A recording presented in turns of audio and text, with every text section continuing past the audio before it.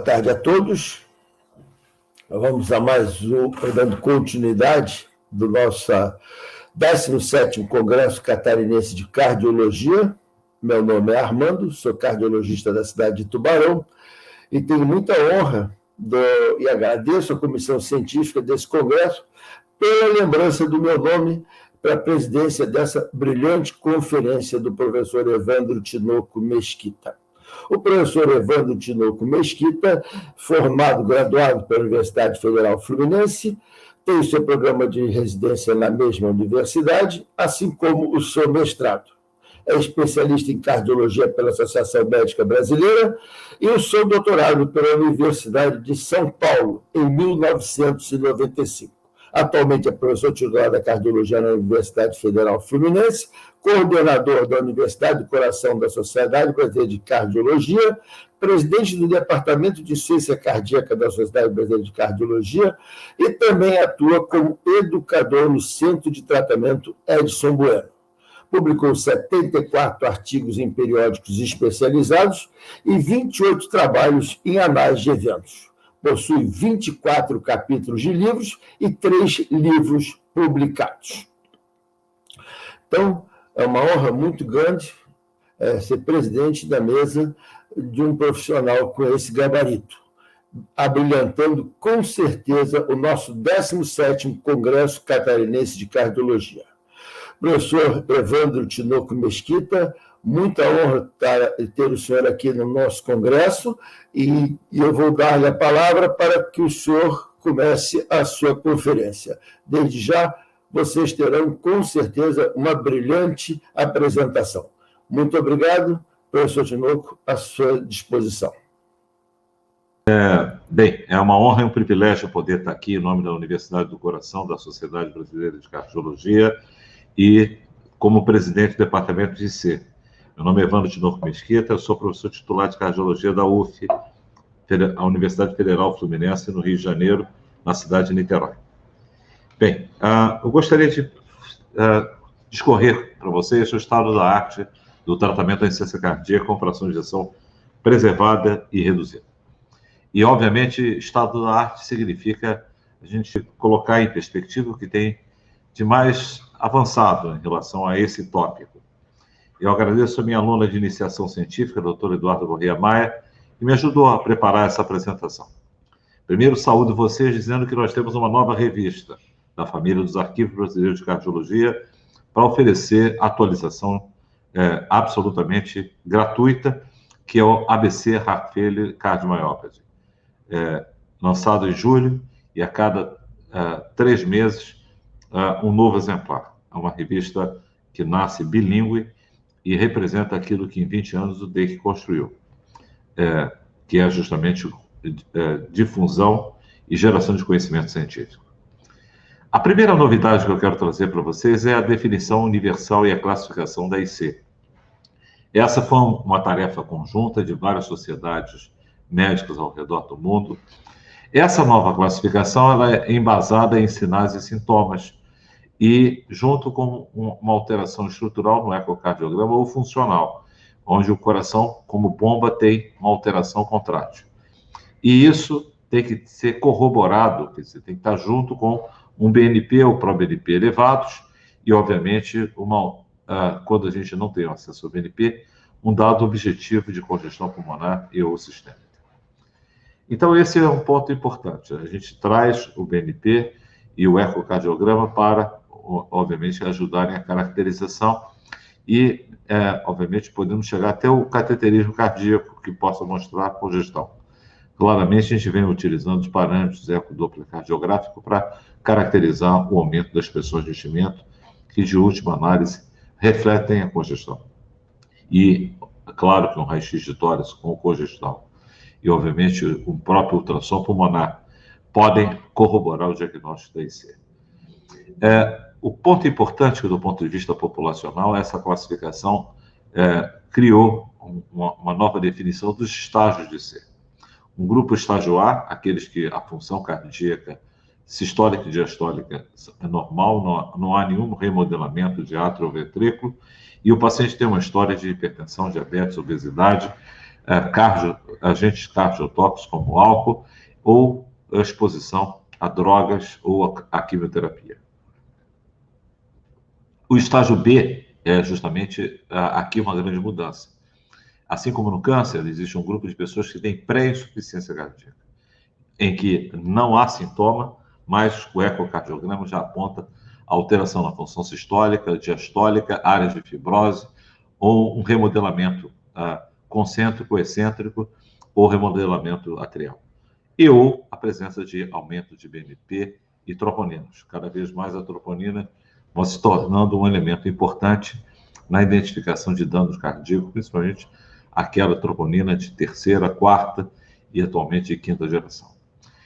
Os indivíduos do estágio C são aqueles indivíduos sintomáticos que estão no consultório do cardiologista e, obviamente, o estágio D, as formas avançadas, aqueles indivíduos que vivem reinternando, aqueles indivíduos mais graves, com grave disfunção sistólica ou diastólica. Há duas coisas importantes aqui. A gente tem pacientes que tiveram, uma vez tratados, a normalização da sua função ventricular esquerda e a ausência de sintoma. Não dizemos mais que esse indivíduo teve uma recuperação, mas os indivíduos de insuficiência cardíaca em período de remissão. E aqueles que mantêm sinais e sintomas de C e persistem em C. O que é interessante é que o estudo TRED, que tirou medicamentos de quem tinha recuperado a sua função ventricular, mostrou que mais de 40% voltam a dilatar o coração e podem ter sintomas. E, portanto, a visão atual é que raramente a gente retira o medicamento de quem houve uma remissão da IC.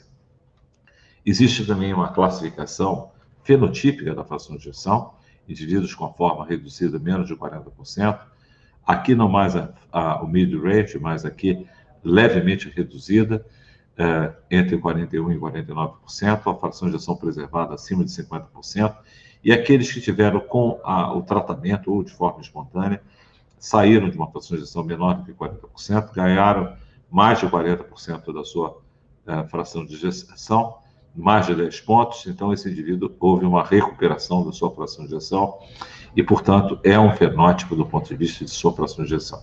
Bem, essa talvez seja a figura mais importante desse documento, que é uma visão que conecta cardiologistas, clínicos, hospitalistas e aqueles que são os apaixonados por IC avançada, que é justamente esse contínuo dessa flecha.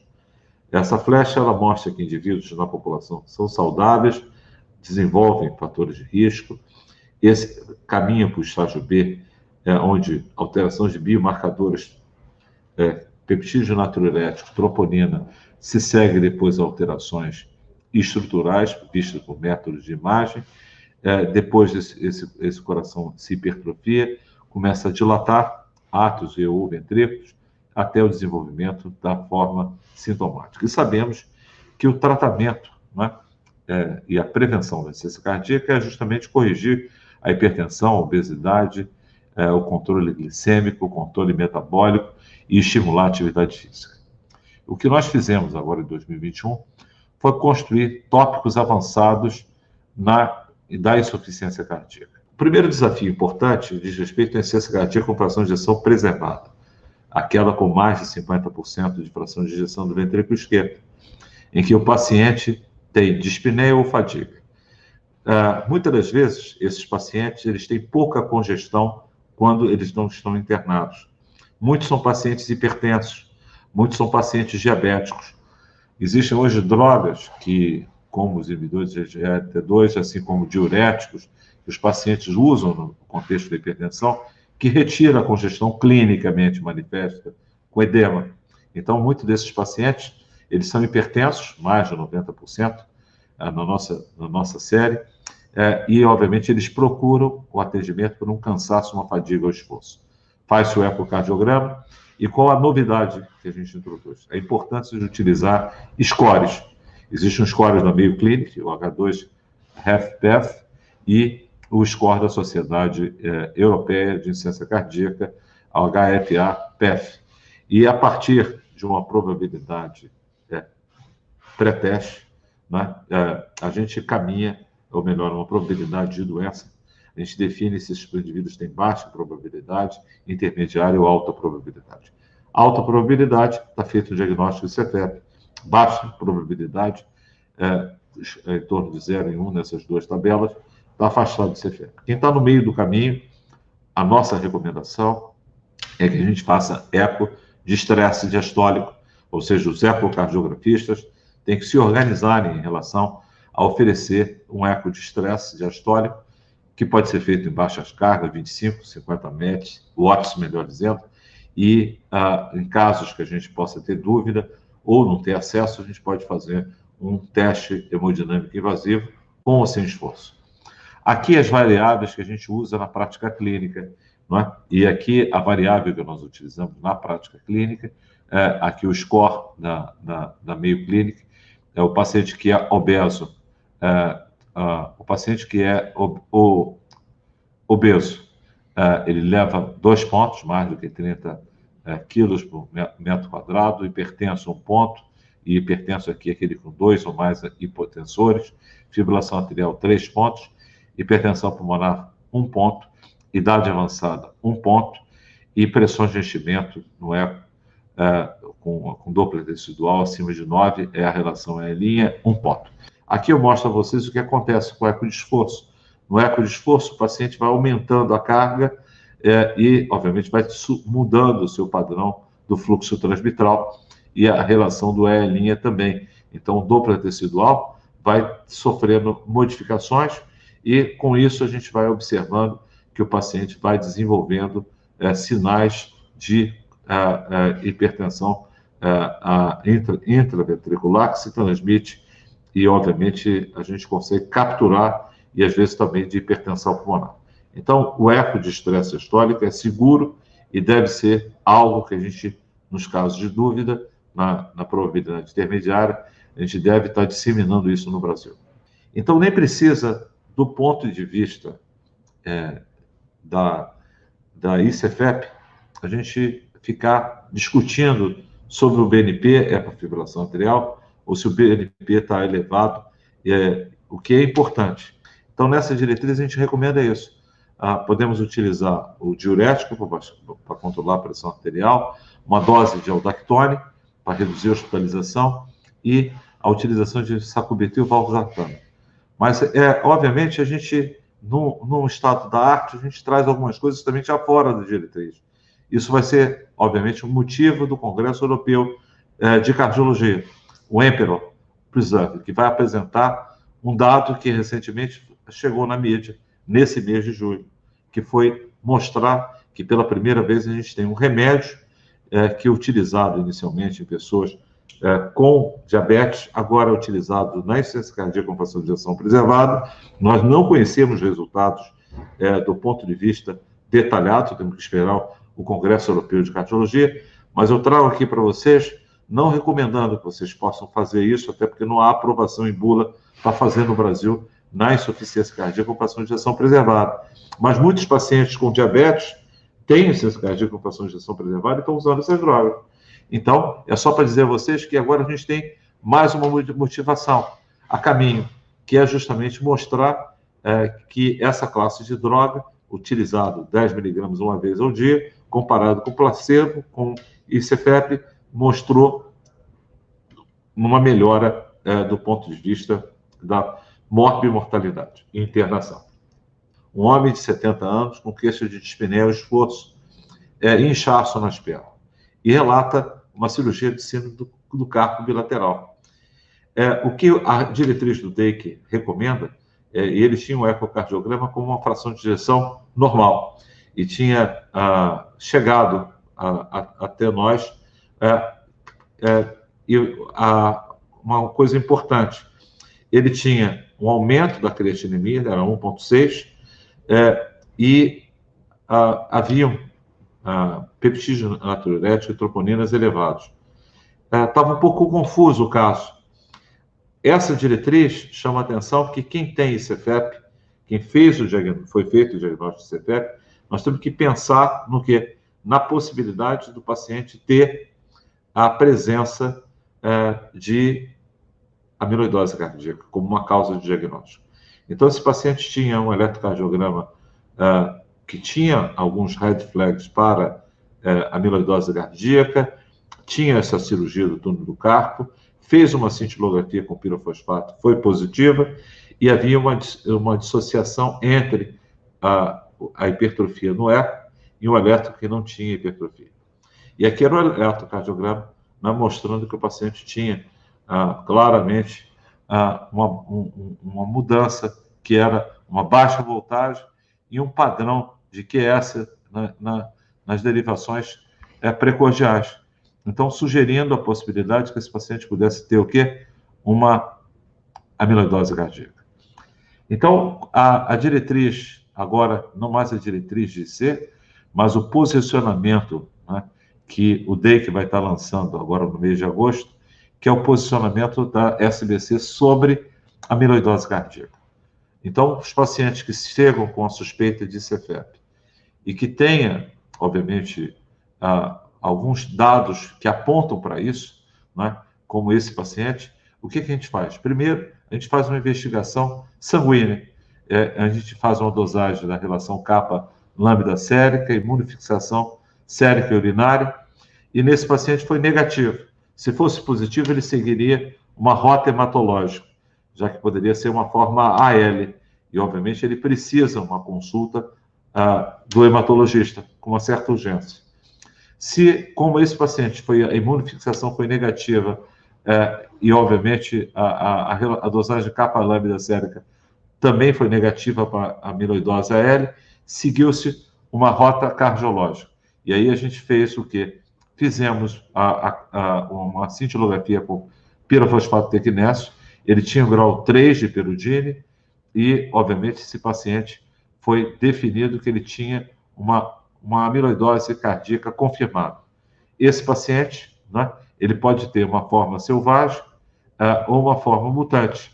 Então, para isso, foi feito um teste genético, um sequenciamento, e 2 semanas depois veio o resultado negativo, e ele tinha, na realidade, uma forma que a gente chama selvagem, wild type, e, obviamente, esse paciente, hoje, nós recomendamos para esses pacientes a encaminhamento para os centros de referência, e lá ele pode ter acesso a tratamentos específicos para a amiloidose.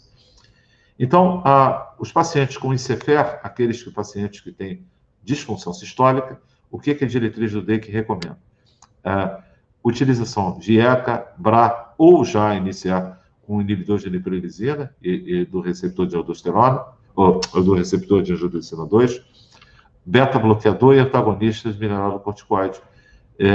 E quando os pacientes estão, na realidade, em classe funcional 2, acima de 2, a gente tem, obviamente, hoje a possibilidade de estar lançando o inibidor de SGLT2, e aqui a dapaglifosina, empaglifosina entram como medicamentos a serem utilizados na prática clínica. Aqueles que, depois do tratamento otimizado, 3 a 6 meses depois, a gente repete o ecocardiograma, e se os pacientes estão assintomáticos, ok. Se eles mantêm esse sintomático, e obviamente a gente vai introduzindo diurético para tentar tirar o edema, e obviamente a gente pode lançar mão aqui um apoio do especialista em si.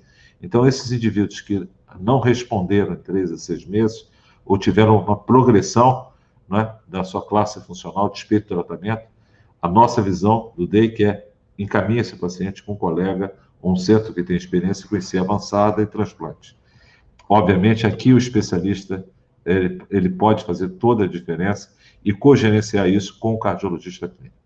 E aqueles que têm ainda sinais e sintomas em classe funcional 2, com tratamento otimizado, depois de 3 a 6 meses, a gente lança a mão de estratégias que podem ser, desde na presença de um bloqueio do ramo esquerdo, tentar uma ressincronização, aqueles indivíduos autodeclarados afrodescendentes com fração de ejeção menor que 35% nitrato e hidrovazina, aqueles em ritmo sinusal com a frequência acima de 70 e fração de ejeção menor que 35% ipabradina, aqueles com fração de ejeção de menos de 30 a 35%, particularmente os indivíduos, se discute aqui a utilização do CDI, a gente tem muita certeza no isquêmico, o não isquêmico existe obviamente, uma oportunidade e, obviamente, o apoio de ressonância cardíaca e times, né, com apoio de eletrofisiologista para personalizar o tratamento. E, obviamente, aqui, aqueles com fração de ejeção reduzida, em ritmo de fibrilação, a gente discute aqui a possibilidade que a ablação possa trazer um benefício para esses pacientes e, obviamente, enquanto a gente discute isso ou tenta melhorar o paciente, a digoxina pode ser empregada. Existe um conjunto de indicações que o DEIC recomenda para os pacientes com insuficiência cardíaca, com fração de ejeção reduzida, e, obviamente, beta-bloqueador, IECA, IBRA e sacubitril entraram como indicação classe funcional, classe 1, nível de evidência A ou B. Nitrato hidralazina para aqueles que mantêm, obviamente, sintomáticos, e, obviamente, esses aspectos em relação ao uso de diurético quando existe congestão. E a gente mantém esses pacientes numa dose menor e, obviamente, procurando observar que o paciente não tenha nenhuma congestão. A gente recomenda claramente que a congestão, o paciente deve estar seco com insuficiência cardíaca ambulatorial. E obviamente, avaliar a congestão é um papel importante e seguir essa congestão. O ultrassom pulmonar vai se tornando uma ferramenta na prática clínica do cardiologista clínico, em particular aqueles que têm uma especialização em insuficiência cardíaca avançada. E, obviamente, os novos residentes que estão sendo treinados, eles estão sendo treinados com essa visão que o point of care, né, do ultrassom pulmonar pode fazer a total diferença. Aqui as recomendações de sacubitril, valsartana, principalmente aqueles que têm sintomático com tratamento triplo otimizado, e, obviamente, aqui a gente abre um espaço para poder estar iniciando já os pacientes com IC, né? E essa sendo cada vez mais uma janela de oportunidade.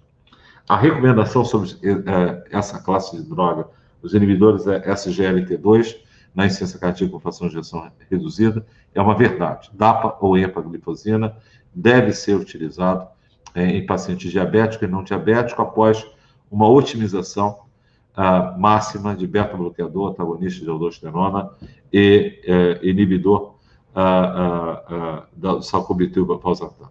Tá? Peço a vocês que se atentam a esse aspecto, principalmente de olho nos efeitos sobre a disfunção renal. E, obviamente, essa classe de droga tem transformado e reduzido o desfecho e a progressão da disfunção renal. Portanto, a nossa recomendação é que essa classe de droga é capaz de reduzir as internações, ela também tem um efeito na prevenção da IC, então isso é importante quando a gente usa isso em pacientes diabéticos. A gente reduz eventos cardiovasculares, o surgimento de IC e hospitalização com IC. Isso sendo ampliado não só para dapaglifosina, empaglifosina, mas também visto na canaglifosina. Obviamente, a gente vai evoluindo em relação a isso. É importante que a gente esteja atento, obviamente, às pioras da função renal, e a gente temos valores de corte que a gente não se sente seguro para fazer, né? E principalmente aqueles com a taxa de filtração menor do que 20. Então, esse é um dos pontos importantes. É claro que também, nessa diretriz, nós chamamos a atenção da correção do déficit de ferro, ou seja, indivíduos que não tenham anemia, mas que tenham, obviamente, evidência de saturação baixa da transferrina, ferritina baixa, e essa deficiência do ferro, ela pode ser tratada com carboximaltose férrica e, obviamente, na ICFER tem reduzido particularmente as internações. Então, esse é um ponto importante. A gente consegue melhorar a qualidade de vida e, obviamente, as hospitalizações dos pacientes. E aqui, a coisa importante, que é justamente a vacinação para a influenza e para pneumococos, reforçando o papel classe 1 dessas recomendações. Aqui, duas observações importantes. O DEIC recomenda que a gente esteja atento aos avanços. Um desses é o vericiguat, não disponível no Brasil, mas com seus resultados, né, na insuficiência cardíaca avançada, indivíduos que, obviamente, já tinham reinternado, com múltiplas internações, e essa classe de droga reduziu de forma comprovada os eventos nesse paciente, particularmente as hospitalizações. E, mais recentemente, uma droga também não disponível no Brasil, como o Mecansib, né, o Mercabil, que mostrou também na insuficiência cardíaca avançada, pacientes com graves disfunção ventricular, frações de ejeção muito baixas, 20%, 25%, que tiveram um impacto em relação à melhora clínica e à mortalidade. Absolutamente promissor e apenas um ensaio clínico, mas um ensaio clínico bastante robusto, mas infelizmente essa droga ainda não está disponível no nosso meio. Aqui, para mostrar aqui um exemplo para vocês, um caso clínico, um paciente com 65 anos, infarto prévio, diabético e hipertenso, e que tem dispneia aos pequenos esforços e não faz uso de medicamento. E, obviamente, tem um sopro na área mitral e, obviamente, um paciente que está fortemente sintomático. O que nós fazemos com esse paciente que está em ritmo sinusal e é virgem de tratamento? Ele tem um eletrocardiograma, um bloqueio do ramo esquerdo, ele tem um ecocardiograma mostrando o aumento do VE, uma fração de ejeção baixa, tem uma área de infarto e com uma área de fibrose, uma insuficiência mitral que provavelmente ela é secundária a esse infarto.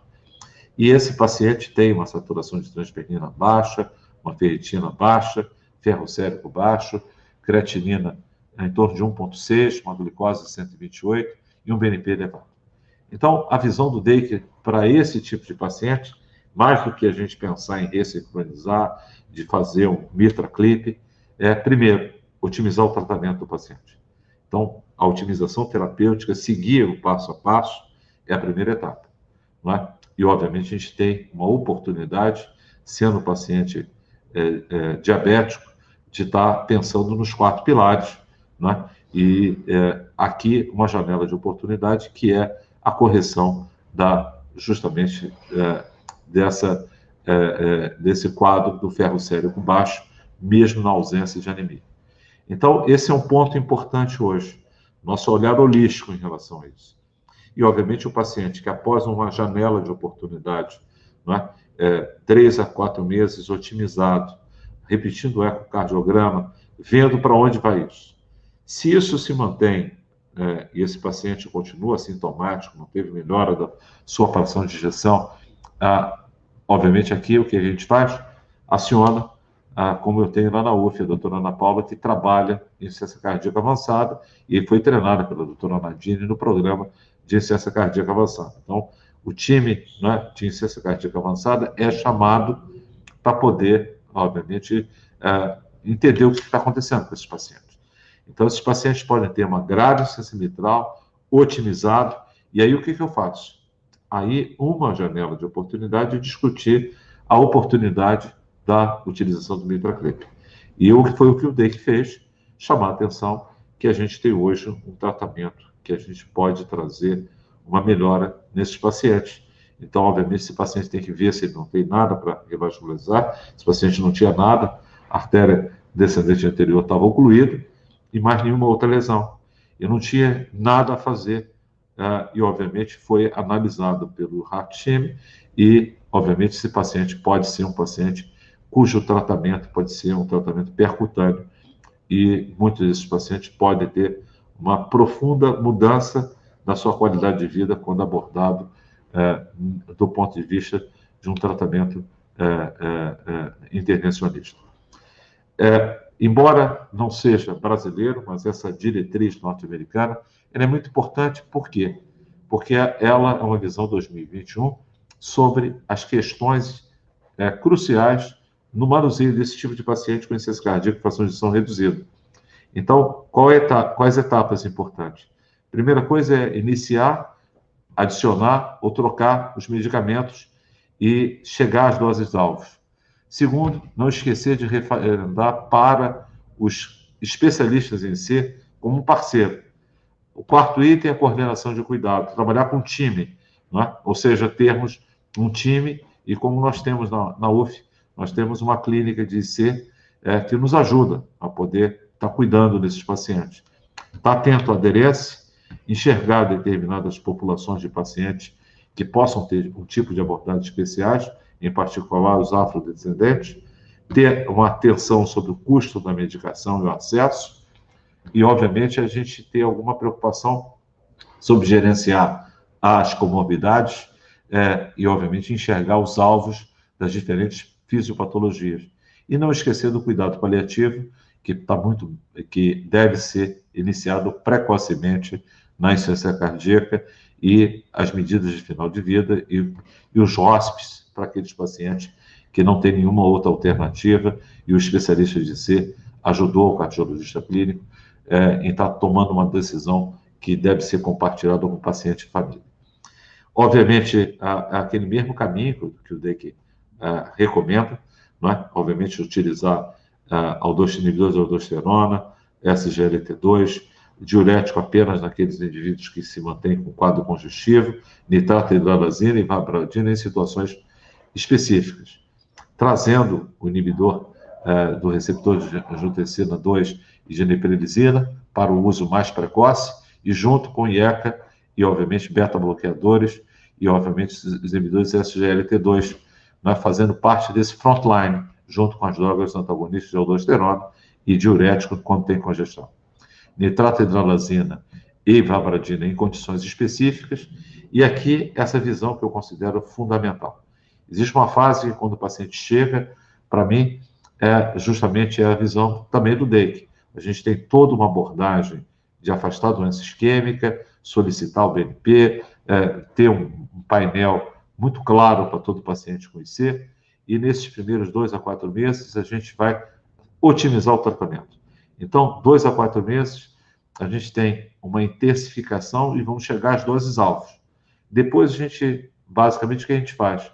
Para e observa, e vê a resposta do paciente. Se ele tem alguma perda de resposta ou não responde, lembrar sempre que esse paciente deve ser acionado o especialista. E, obviamente, depois de 3 meses, o paciente teve uma resposta clínica, a gente vai fazer um ecocardiograma para ver se houve uma melhora, e houve uma remissão da IC, houve uma melhora do fenótipo da fração de ejeção.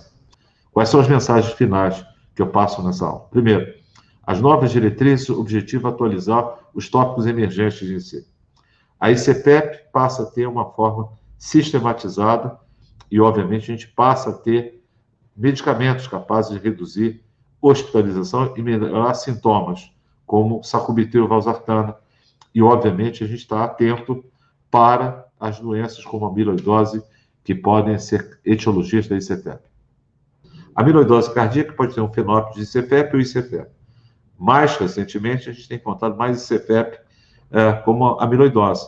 E primeira droga modificadora de doença, o tafamide, está aprovado no Brasil para amiloidose cardíaca. Infelizmente, o acesso público ao tafamide nos centros de referência tem sido para os pacientes que têm a polineuropatia, ou neuropatia autonômica. Então, é muito importante que a gente encaminhe para esses centros, eles têm protocolos, e também lá eles têm outros medicamentos que estão em fase de ensaio clínico. Então, muitos pacientes podem se beneficiar. Essa é uma droga de alto custo e, obviamente, a gente precisa enxergar a importância dos centros de referência. E uma mensagem final. Essa nova classe de drogas, os inibidores da SGLT2, que foram inicialmente iniciados na década passada para tratar de diabetes, hoje está sendo envolvido na prevenção, no controle da insuficiência cardíaca e, obviamente, agora, uma perspectiva de estar sendo utilizada também na insuficiência cardíaca com fração de ejeção preservada. E, obviamente, esse é um aspecto importante, independente do paciente ter ou não diabetes, essa é uma droga que vai se tornando o 4º pilar. Eu queria agradecer esse convite e dizer a vocês a minha satisfação de poder estar aqui entre os colegas catarinenses, passando uma visão que é um somatório daquele conjunto de diretrizes, posicionamentos que ao longo de 2018 para cá, até no ano de 2021, que tanto os norte-americanos quanto aqueles que se posicionaram numa visão universal de definição e estadiamento, seja o DEIC, a gente tem trabalhado para poder estar trazendo as novidades para o cardiologista. E aguardem o posicionamento nosso, da SBC e do DEIC sobre a amiloidose cardíaca. Obrigado a vocês.